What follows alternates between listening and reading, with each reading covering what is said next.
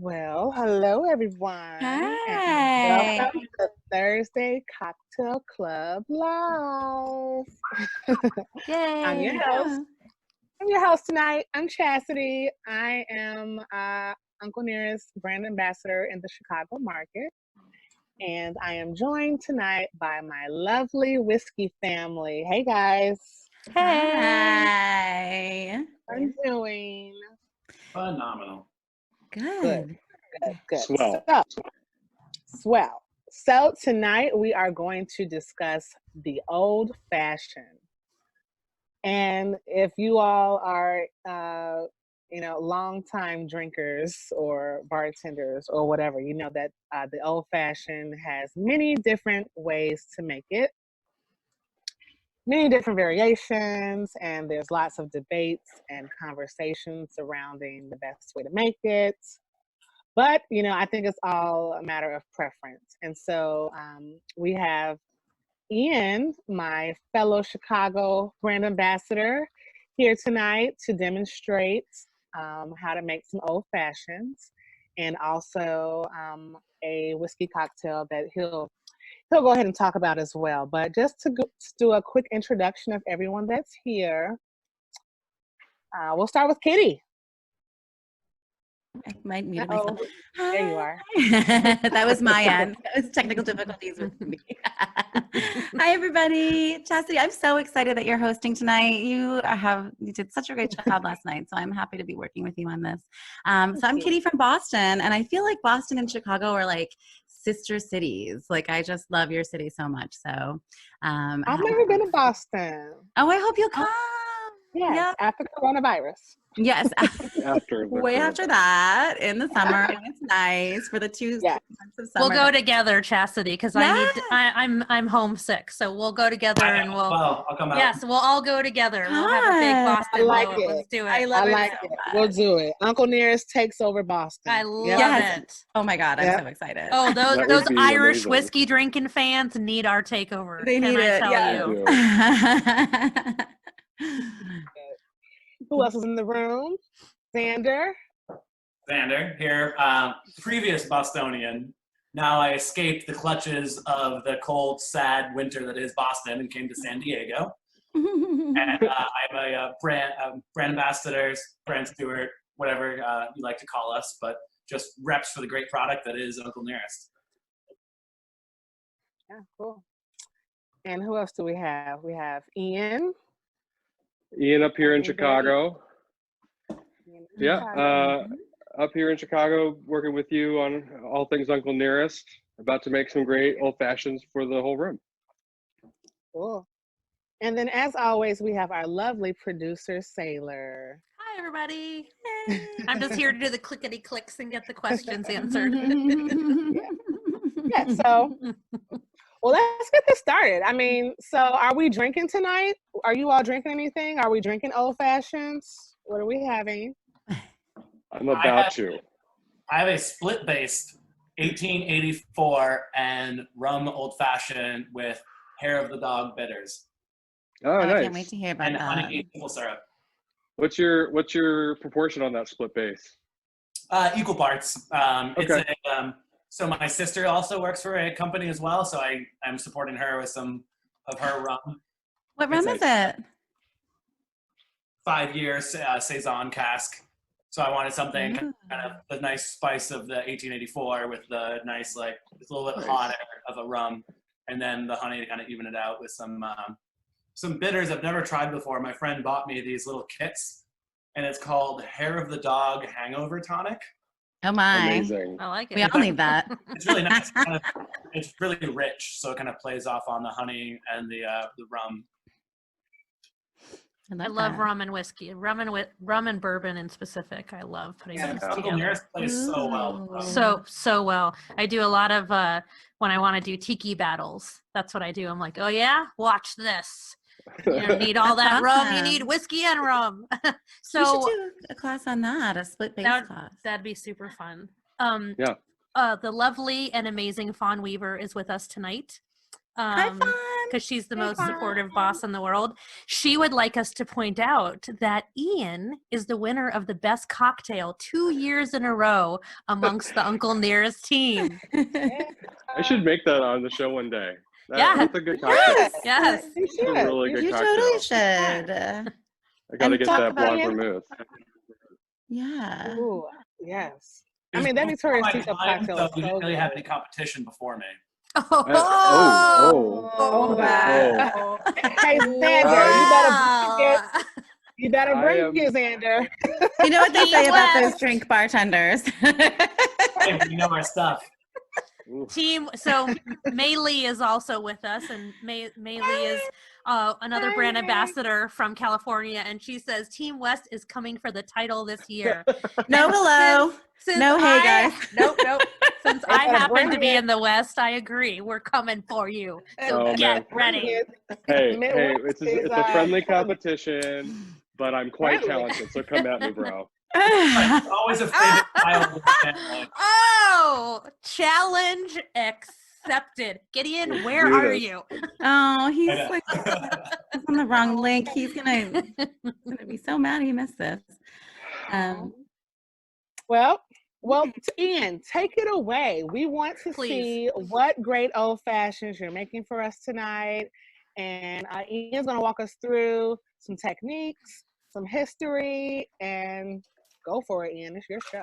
Yeah, so the first old fashioned, I wanted to jump right in and just make an old fashioned. So the first one I wanted to make is just what I make at home for me when I'm craving a cocktail. And my build is a pretty typical modern craft cocktail build. So I'm going to go 2 ounces on the spirit on Uncle Nearest 1856. And for an old fashioned in particular, but also just my old fashioned, when I'm pairing to all the ingredients, the bitters, the sugar, I kind of want too much of a good thing.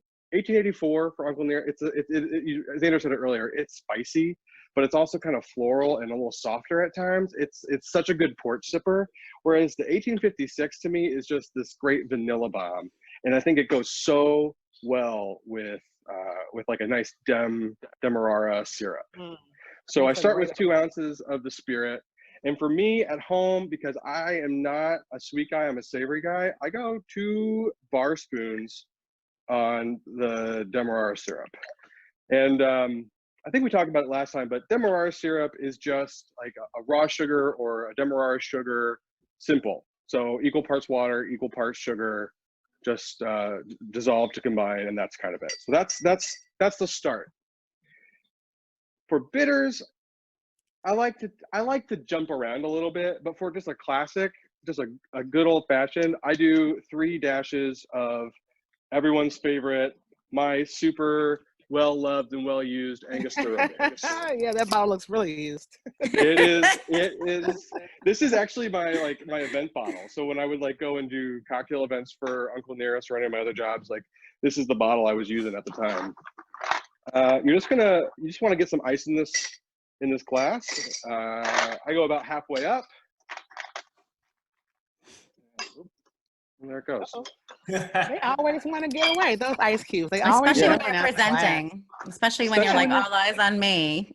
Especially when you're presenting in your own home and you're the most comfortable. Mm-hmm. So here we go. Now I just give it a nice little stir. I usually go until I feel the glass get chilled on my fingertips. So just kind of hold until I feel a nice chill at my thumb. Holding the base. I look to see the dilution. Look at that technique. Look at that stir, guys. Mm-hmm. Actually, we should have you break down the stir. Okay. Yeah, talk about Actually, that a little bit. I would love to. I'm going to get a little closer. So on the last podcast, or not podcast, last show we did a show last night on Wednesday with Lynn House on Whiskey Wednesdays with Uncle Nearest. I talked about being a musician. So when I was stirring, I noticed that this is super pretentious and annoying of me to say, but I noticed that the stir and playing the piano had a lot of the same hand technique to save yourself. So when I was bartending, I found that I would like to control the stir with my forearm. So what I do is I hold the spoon and I just kind of pull with the muscle underneath my arm, with this muscle right here. And I just let the spoon glide around the glass, and it saves me a lot of effort and grief. I don't use my wrist. I'm just using a nice big mussel, and I can stir until my heart content. That is so Now I'm done. detailed. The That's less fantastic. risk you use, the longer you can be a bartender for, is what I was always taught. Is that Exactly. You know, That's exactly right. yeah, you want to use as little effort as possible. You want to use big muscles. You want to use nice, stable things. So that's where that comes from for me. Now the strain. So I use a julep strainer, that spoon, that slotted spoon strainer. I just rest it however it falls in the glass. I have my glass right here. I have a nice big round cube. Ooh, fancy ice cube. Ooh. There's Gideon. Gideon just joined us. Yay! Hey, Gideon. You missed it, Gideon. You missed the whole thing. It's It's all over. We're It's not done. his fault. Good night. Been watching. So We here had we go. technical Here's difficulties. Aw. Ooh, it looks so good. here's the Ian. old-fashioned. Now, garnish. I believe Xander is in the camp of no garnish for an old-fashioned. Not generally. I Okay, okay. I don't do the traditional. Most old fashions are oranges. I would say is the general consensus. I fall underneath the lemon. Lemon peel. Depending on the spirit, I feel as if bourbon has sweetness, so you need lemon to balance it. Rye is a bit spicier, so you want the brightness of an orange. Yeah. Which is the I would exact explain- opposite of what David When I was trained was lemon all the time, but I came from my learning and blossomed to my own decisions. So I'm a little different. I like to change up my. So when I'm gonna express lemon on this old fashioned. This is my home old fashioned. I make it with a lemon expression, but I tend to match my expression or like the citrus to the sugar I use. So if I use, I was making. I was just showing up. I have a bacon washed whiskey washed through the vat of bacon. And I was using maple syrup for my sugar there. With maple, I kind of want I want it to be as sweet as possible. So I kick it up a notch with the orange. But for this guy, I'm gonna use lemon expression. So I just kind of give it a nice little quick, give it a little rub, and then I throw it away. Because you don't need it in your old fashioned. Put it away. Yeah. You throw it And that away? is- Why? That's very because I don't Boston really- too, right? I don't really need it in my glass. Also, I'm typically this is the drink I make at home. I'm making it in my kitchen. I don't need to have it in my glass. I don't need to find it in my sink the next morning because, like, let's be honest, I don't always do my dishes. And so I just get rid of it. And you don't need it. All you really want is the aroma of it to kind of be on the top of the glass, and then it complements what you're about to drink. And so that's my at-home, pretty modern craft old-fashioned. Hey, Ian, a couple, love that. one question and some comments. Yeah. So the lovely Mei Lee asks if you can show up a great a little bit question. closer the finger position of how you hold the bar spoon while Sure. you're stirring. Just a little get bit into closer it. for the viewers. So, a bar spoon, if you can see it, has this nice spiral, which makes for a nice motion. I prefer a spiral than, and sorry, I'm just like kind of like chest, but, so what it does is it creates a nice glide through your fingers. First, I keep it between my middle finger and my ring finger on my right hand, and I just kind of rest it. I'm not gripping it, I'm not holding it, I'm just letting it rest. And then I just kind of, like I said, I pull with that muscle underneath my arm, underneath my forearm. And you're gliding the back of the spoon around the inside of the glass. Yeah. Yep. Just wanted to The point glass that out is assist you. because, yes, The when I was spade is just sitting right on the edge of the glass, and it's as little effort as possible. If you feel like you're working, you're doing it wrong. So Sailor, you might remember this. I'm not sure when everybody else started working in restaurants, but when I started working in restaurants, this didn't show up at the bar Mhm. except once in a while, Mhm. and everything was shaken. So you'd everything. sometimes, and sometimes you'd see, and people, did you work with Andy McNeese at Eastern Standard? Yes. He's such a great guy, but he had Yes. this like there's a thing, what Ian, you were pointed out that technique so beautifully, but there's a way that you can do the stirring where you I know we're so So that's how I was taught too. Is we would do this. Oh my God, it's So- like meddling. Well, Stir, shaking. it was, the idea was to stir it without getting too much air in there, because when you're shaking, you're getting the air. But it was literally, but the way he did it looked way better than what we're doing. Somehow when he did it, it looked really good and fancy. And I thought, oh, who knew? Standard is my favorite Boston bar. I had no idea you used to work there. Yeah, I was there right when it opened. I actually was one of the people that opened it. Mm-hmm. That makes me so happy. I was in my go-to bar. Like that was when I visited Boston. That was my first place I stopped at. Yeah, Jamie and I were old metalheads together, so back in the day. And now he's super famous. So are you. So okay, back to garnish. So I want to know, where's the cherry? Well, okay, let's back up 1 second. So Fawn mentions, which of course is true, and I was about to say, so Tom Bullock used the lemon peel, right? So if you go back to the first written recipes of the old fashioned, even if you go back to when it was a brandy drink, it's always a lemon peel, right? Yeah. And so Jeremy, who's with us tonight, says that he likes to use an expressed lemon peel and an orange peel, and he inserts it into the glass. Jeremy, I'm with you. I like both as well. I find when I use a lemon and an orange peel, and the bar I worked at last, we used either a lemon or we used both. If I use both a lemon and an orange for me, I find that it tastes almost like floral soap. It has that kind of So I feel like you gotta be careful with it. It has to be the right whiskey. It has to be pretty rich to kind of balance that other side. So I like to use just a lemon or just an orange. So if anybody here uses a cherry, my question, because Chastity, you asked about the cherry, the way I was taught is if you use a cherry, you don't use any simple syrup. Really? It depends. This was a long time ago. This is a very controversial subject. It is. It really is. Yeah, I want a cherry and I want an orange in my old fashioned. Maybe we should back up and explain the two formulas, because people who are new to cocktails and don't really know, they might have only ever had it one way or the other. So Ian, there's so many different ways to have it. Ian, tell us about that, and also touch on a little bit the history of the old fashioned. So I'll start with the history, but first I'll say that Chicago. Nationally, the most consumed cocktail in America is the margarita. That's undisputed. In Chicago, the most consumed cocktail is the old fashioned. We're a little different. We're a little against the grain here in Chicago. And there is we do. But there is a Chicago old fashioned, and I find the Chicago old fashioned is 2 ounces spirit, a little bit of Demerara sugar, Ango bitters, orange bitters, a cherry, and a lemon twist. That's the Chicago old fashioned to me. If I'm gonna go to order an old fashioned at just your typical bar, that's what I'm gonna get for the most part. But the history of the old fashioned really starts with the whiskey cocktail, which appears in Jerry Thomas's book.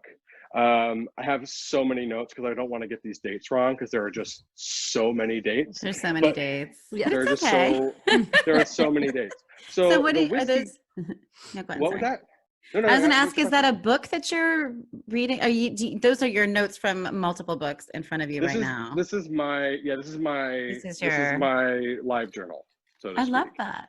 Yeah, this is the book that live journal is to you. I know what live journal is. You're too young to know live journal. I'm not in my 20s anymore. Gosh darn it. You tell him, Ian. Thank you, Chastity. So sorry, Ian. Back to facts.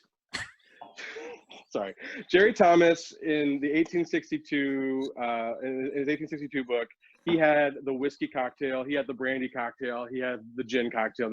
It was just a pretty basic formula, and that was really just spirit, sugar, bitters, and that was the basic build. He actually calls it's 3 or 4 dashes of gum syrup, 2 dashes of bitters, and a wine glass of whiskey and a piece of the lemon peel. His instructions were to fill the glass with ice, all the ingredients, to shake it and strain it.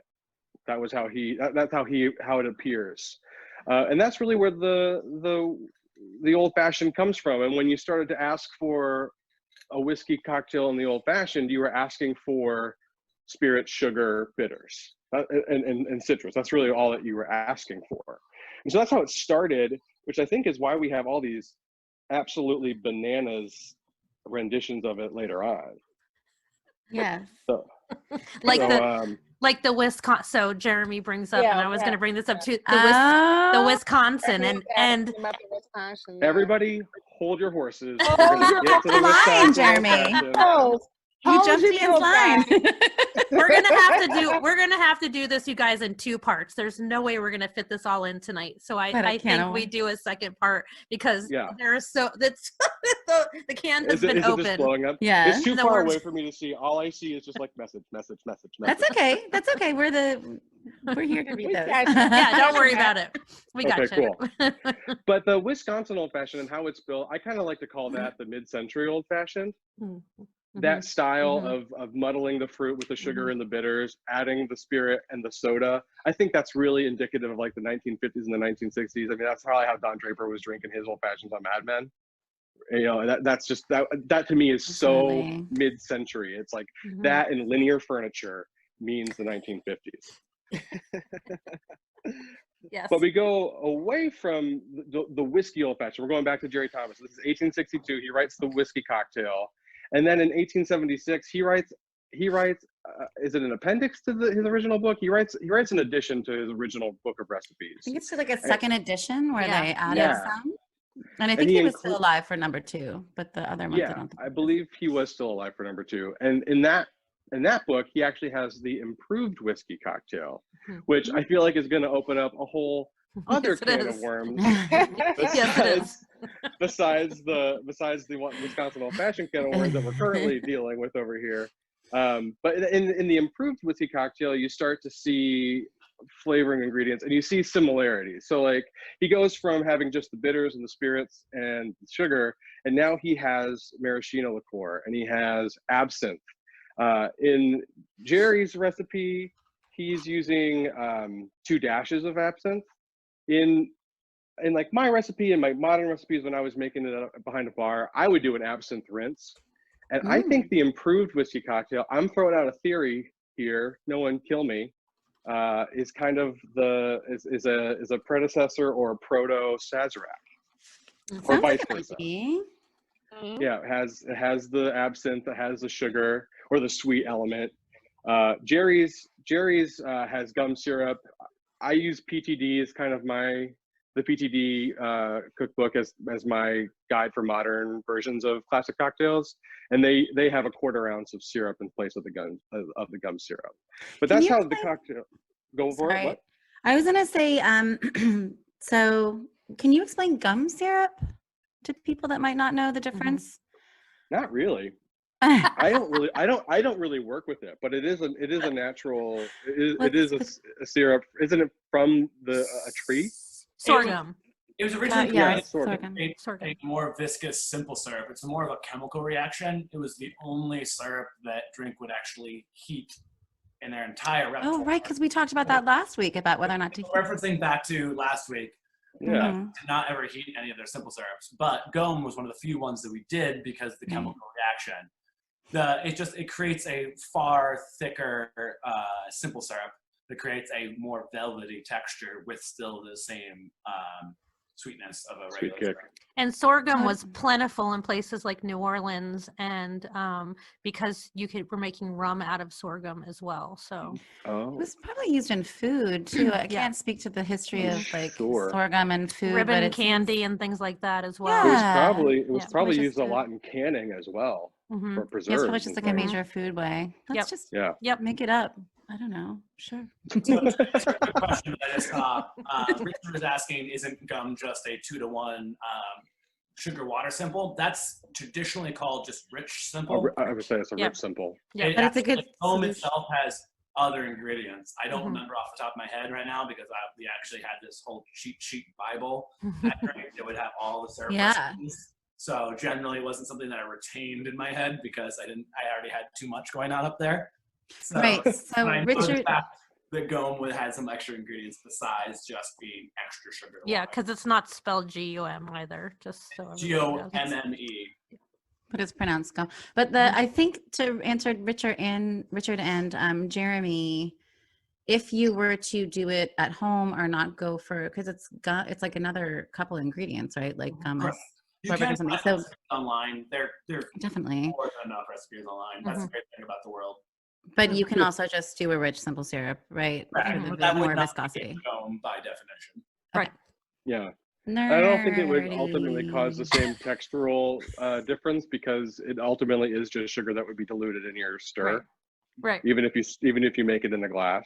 Mm-hmm. So I don't know if a rich simple would actually. You're not going to get a approximate in the mouthfeel drink. like Cody Brown brings up. Gum Arabic, better mouthfeel, certainly. So if you really want to go down the rabbit hole of why you would put different types of sugars and syrups in your drink, would be for mouthfeel, really, because is it going to really change the flavor? Sweet flavor, no. That's good. Then we go down the whole rabbit hole of the spirit that's used. And that's, you know what I mean? How sweet is the spirit you're using? So that's a whole other. That's a whole other episode. Yeah. Interesting to point out is that like all of this stuff was stuff that was like kind of lost to time before like the mid 2000s or whatever. So like it might seem like we're splitting hairs or like belaboring a point here, but like there was a moment where this was like historical research and like people were trying to figure out like no one had known that they had made syrups that kind of way, and then they were like, let's try to do this, and it was very nerdy, and that was the early to mid 2000s, the mid to 2010s. So, well, totally. I'll miss that. Late 90s in San Francisco was I was there in the late 90s in San Francisco. So let's give San Francisco its props because they were already sticking the middle finger up to the Cosmo in the late, this was before 2000, before I moved out of the country. And we were definitely making these we didn't call them pre-prohibition at the time. But you still, the thing that you had was you had some bartenders that were still alive that were in their 80s and 90s that had, you know, some historical knowledge. Nobody cared for the longest time. And then all of a sudden people started asking. I love a good Cosmo. Let's just set the record straight. Yes, I love a good Cosmo too. Cocktail. Oh my god! Okay, no, before we go down this complete rabbit hole, let's go back to the Wisconsin old fashioned that apparently is called an old fashioned. So let's. So yeah, I get to talk about the Wisconsin old fashioned now. So the Wisconsin old fashioned obviously has its roots in Wisconsin, but really that kind of starts as the World Fair in Chicago was happening. It's also in the 1800s. Wisconsin is full of German immigrants. And what did they love? They loved brandy, of all things. They called it Bronstein. And they were drinking brandy by the gallons. The brandy cocktail existed, much like the whiskey cocktail existed in Jerry Thomas's book. Very similar build. I believe it had curacao in it. I have to double check that. But the Wisconsin fashion and that mid-century fashion I was talking about earlier are very, very similar. In a true Wisconsin old fashioned, you would use a sugar cube and you would douse that sugar cube in Angostura bitters. I don't have sugar cubes. I also don't have sugar on me. So I'm going to use a little bit of simple. And you want to use about a teaspoon's worth of sugar. For me, in this bar spoon, that's going to be about 3 bar spoons of simple, accounting for the water. Would that be about a bar spoon of regular sugar? About, yeah, it would. So you're following along, Gideon. What you'll do is you'll put that sugar in. You're going to douse it in 2 to 4 dashes of Ango. Okay. And you would then take a muddler. Okay. You can't see it because, oh boy, this is uncomfortable. But you would then take that and you would use your muddler and you would kind of get that sugar and those absinthe to kind of come together and make a paste. That's your goal. Then after that, it's very much like a kind of a normal fashion. It's 2 ounces of spirit or 1.5 ounces if you're not feeling so boozy that day. Add it right to the glass. Try not to spill. And what you're going to use then is orange slices, specifically orange slices. It has to be orange slices. You're going to use 1 or 2, depending on your taste. Like full slices or just the peel? Like, Okay. yep. So, cut it in half, cut it in slices. And you would, in a true Wisconsin old fashioned, you would use brandied cherries. If you can get your hand on brandied cherries, that's best. You're going to use about 2 cherries. I'm going to use my good old friend's Luxardo Maraschino because that's what I have in my house. Use whatever is in your house. Same. Only the good stuff, Ian. Only the good stuff. So you've added your fruit. You've gotten a paste of sugar. And you're just going to muddle the cherries and the orange to get the oils out, to get some of the juice from that orange slice. Just get it nice and muddled, not too bruised, not too bad. Doesn't have to be too much of anything. God, that muddler is graphic. Did you say graphic? I did. And now, in a Wisconsin old fashioned, you're going to probably use crushed ice. I don't have crushed ice with me. I couldn't make crushed ice before the show. So I'm just going to use small cubes. Give it a nice little stir just to get things combined. So real quick, Ian, Bill Bright is asking what kind of branded cherries were those that you're using? I used Luxardo Maraschino cherries. The best. The best. To finish an Wisconsin old fashioned, which would typically be made with brandy, I use Tennessee Eau de Vie. Uncle Nearest 1856. Yeah, that's for you. I like it. Hey, Ian, why crushed ice in a Wisconsin? Do you know? It's because, no, not really. It's just how it's traditionally served nowadays. Looks nicer. It's a way to also fill volume in the glass so you don't have to add too much other ingredients, specifically what I'm going to do next. So I'll answer that in more detail in a second. I take a stab at that question. I think it's because before Wisconsin had refrigeration, they used snow. Huh? It's a good guess. That's good. Good Hilarious. guess. I'm going to leave it on the table. Pretty much all year round. Yeah. That's a good one. All right. So like mute y'all. I can hear an echo. So we've gotten to the point we have the ice in the glass, we have the whiskey in the glass, we have the fruit and the sugar and the bitters.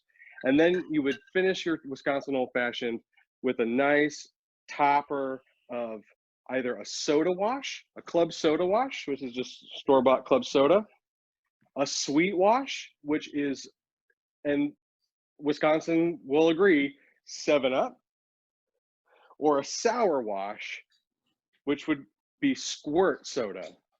So when I said that I made my own squirt, be kind, I made homemade squirt soda, which my sensibilities.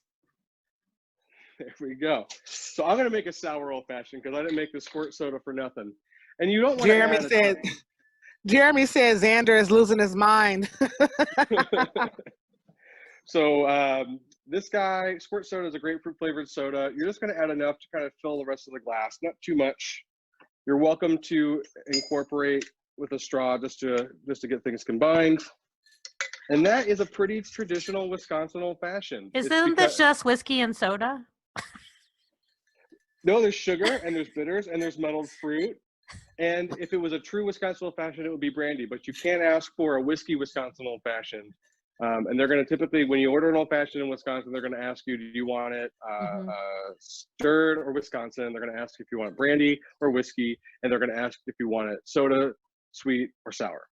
So this is my at-home Wisconsin sour old fashioned. Wait a minute. Hold on. I made homemade squirt. Yep. And I still have everything in the glass. Am I supposed to drink it while it's muddled?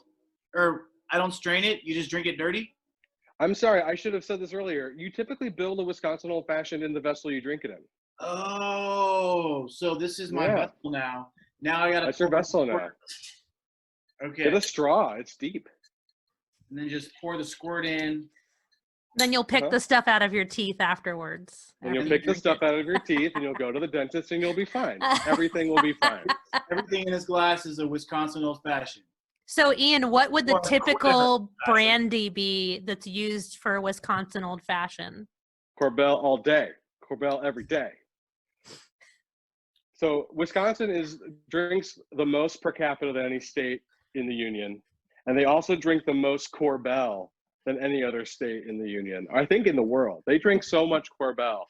It was pretty much adopted by the state of Wisconsin for their Wisconsin Old Fashioned, and I wish I had some so I could pay true homage to this drink in and of itself, this cocktail in and of itself. But it kind of lives alongside the traditional Old Fashioned. It was kind of born out of the same sugar, bitter, citrus model that Jerry Thomas laid down in 1862. And so I feel like it deserves its spot. It deserves its time to shine in the Old Fashioned segment. Could you also call it a Youper Old Fashioned? I don't know if I mean the Youpers are their own country, in my opinion. That's a whole nother. I feel like that's who drinks these guys. It's the Youpers. Oh no! Or the Youpers' wives. Pretty good. I'm not gonna lie. This is not a bad cocktail. It's not a bad cocktail. Not a bad cocktail, but it's not an old fashioned. Xander is totally losing it. I argue that it is, because it meets all the requirements. It has the bitter element, it has the citrus element, it has the dilution, and it has the spirit and sugar. It just fits. has soda. It has soda water. Yeah, that's the dilution. It's a quitter old fashioned, let's be honest. I don't know. The state of Wisconsin has been doing a good job on this for a while now. Hey, they So can do I'm gonna what they give it want. to 'em. I just might not ever go there. It's fine. I think they were drinking this old fashioned. I'm going to stick up for Wisconsin for a minute. Pretty sure they've been drinking this when the old fashioned was out of style. They were still drinking it long before probably you were even born. So I think they get to have this cocktail. They get Yeah, this I do. cocktail. You So can I- default to my ideology is drink what makes you happy. I might not good. agree with Very it. good. True. I have my constraints of what I think are drinks, but I am just a pretentious cocktail nerd, so you just can choose not to listen to me. It's fine. I'm complaining about it most of the time. I do Ian, want to question say. for you. Yep. What's your question? No, go ahead and say what you're going to say, then I'll ask my question. So we call this drink the Old Fashioned. When did it become old fashioned to make the whiskey cocktail? You know, it's kind of the whiskey cocktail according to the preeminent cocktail book that started it all. But because you and I are in Chicago, Chastity, I have to point this out. The first significant in-print mention of the old fashioned cocktail was in the Chicago Tribune in 1882. Wow. Yeah, in 1882, that's when we started hearing people ask for that cocktail in the old fashioned, that whiskey cocktail in the old fashioned. And from that moment on, we've been. Wow. Yeah. Can I give a little shout out to a book? Yes. Ian, I'm not sure. It sounds like you might have exhaustively researched the old fashioned on your own time, but I do want to point out there's an amazing book called Imbibe, which has been very influential in my life. I see a bunch of nods, and I think that I just wanted to mention it because we were speculating last week about like what the size of a wine glass was, et cetera, et cetera. And like, this is such a good book. It's by David Wondrich, who's an amazing person and a really great presenter. So if like you ever find yourself at like Tales of the Cocktail or someplace where he's doing a seminar, you should definitely go. And say, we're not worthy. That's what I say. And then when be I like, see let's him. chat though. Yeah, totally. Because he's the best. He is. The book is. Oh. To add to what you're saying, Kitty, a lot of my research for the old fashioned did come from Imbibe. I used Imbibe. I used The Joy of Mixology. I used The That's Bartender's Gary Guide. Regan, right? Yeah, I The used late great. the late great. I mean, he's amazing. But so this is one of my editions of The Bartender's Guide by Jerry Thomas. Nice. This is the 1876 version, It's a and it has reprint. the reprint, and it has a foreword by David Wondrich. Yes. who in this Yeah. particular edition, Imbibe goes into detail too, but in this particular edition, before you get into the book, he translates a lot of those measurements so that you don't have to do it yourself, which is Oh, we really, can really chat helpful. about that. That would be interesting. So for anybody who's new or doesn't know, like hasn't been nerding out about original versions of cocktail books, like David Wondrich's book was like, he takes you through, it's kind of like a narrative style book. So it's probably not for everybody, but like he definitely like goes through the history of cocktails in a way that will give you the background that you need to understand like what we're talking about, like how did we get to the point where they were calling the old fashioned and old fashioned in the 1860s, and like what the hell were they drinking before? Yeah. And since. Yet another rabbit hole. The cocktail, the flip, the sour, the Exactly, boy. the pearl, like Oof. everything. Yep. Or the And original cocktail in 1805. Yes, at the farmer's cabinet from Amherst, New Hampshire, like me. Like Xander lived there for a while. But there's also what Ian was holding up was a reprint of the original, which is done by Cocktail Kingdom, I think. I believe so, yeah.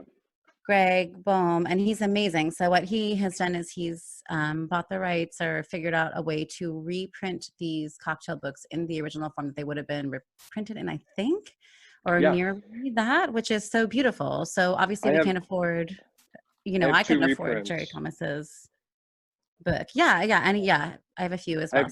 So I have two. One of them is a more kind of disposable paperback, and I can write notes in it and I can highlight it and I don't care about it. Whereas the Cocktail Kingdom book is actually a rather beautiful edition, but it is printed how it would have been printed back in 1876, which is really, really helpful. And it kind of has everything. And it's really interesting how, looking at that, how books have changed, how we've kind of changed the recipe book. So I'm going to interrupt one more time. Ian, do we have any more versions of the old fashioned? Because we're on the 10-minute warning right now. So I want to see if you have any more drinks you need to make, or potentially any other things you want to potentially discuss about the history. It's okay if you don't have more drinks. I'm still nursing this Wisconsin. So I do want to talk about something. So I do want to say, we started calling the old fashioned in the 1880s, which is realistically not that far after Jerry Thomas's book was printed. And he wouldn't have printed his book if people weren't making this cocktail beforehand. So he wanted to get it out there in the world in a more cohesive manner. So we start calling this the old fashioned in the 1880s, and it evolves and it changes, and then Prohibition hits and we change how we drink again. And then we come back with that mid-century old fashioned. But I want to talk about really what the old fashioned is from structure on up, which is, like I said, sugar, bitters, spirit, citrus. That's really all it is. And it's a great way to make a drink that highlights the spirit in an appropriate way.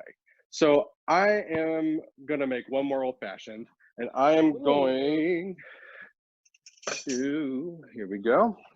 Got my mixing glass. Who's going to drink all those? Where's Nick? In the dining room somewhere, being a sport, letting me have the living room.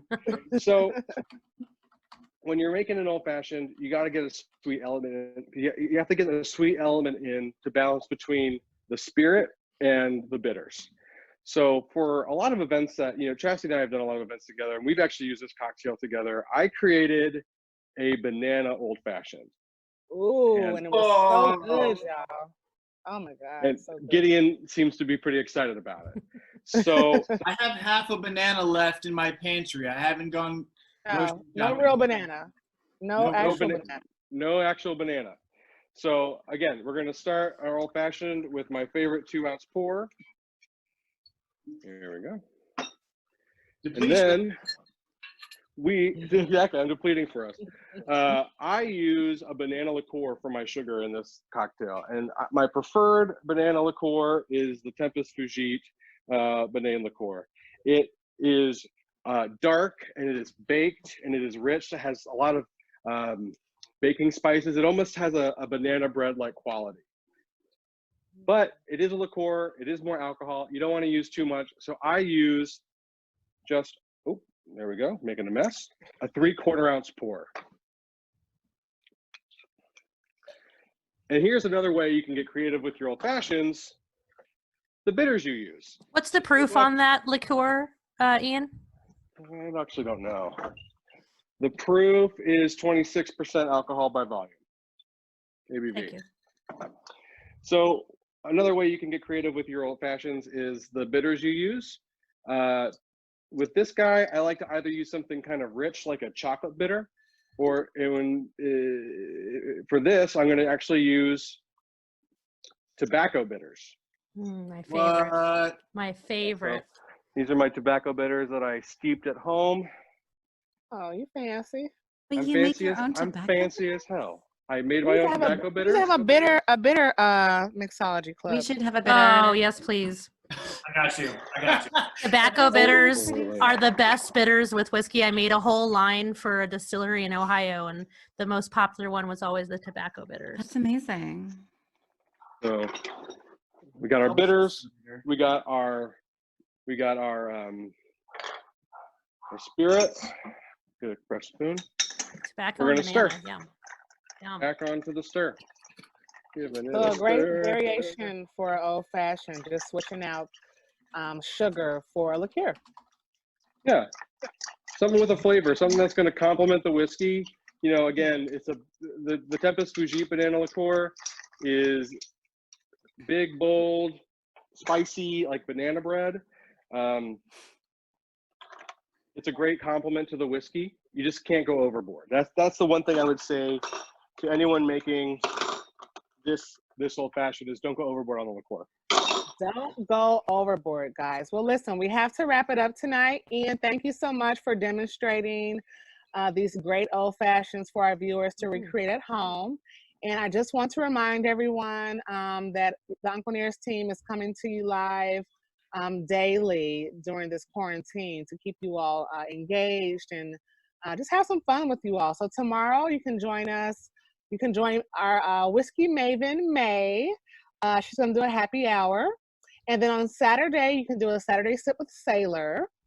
And on Sunday, we are doing brunch with our whiskey dads. Yeah. Yeah. So Ian, if you just want to close out the show with a nice little toast. More importantly, we'll be back next Thursday. We'll be back. We'll be back next Thursday with a new cocktail to discuss. And thank you to all of our viewers. I hope that you all keep tuning in and having some fun with us. So I didn't prepare a toast like you did yesterday. That toast was amazing. But I'm going to toast to getting to spend my Thursday nights with people from afar that otherwise I wouldn't get to see in this time when we need to see people more than ever. So cheers to my friends. Cheers, everybody. Cheers, guys. Drink Thanks, honorably. everybody. Thank you for joining us. And we'll post the recipes on our Uncle Nearest Instagram. Okay, guys? Have a great night. Stay safe. Bye, everyone. Thanks, everybody. Thank you for having me. Peace.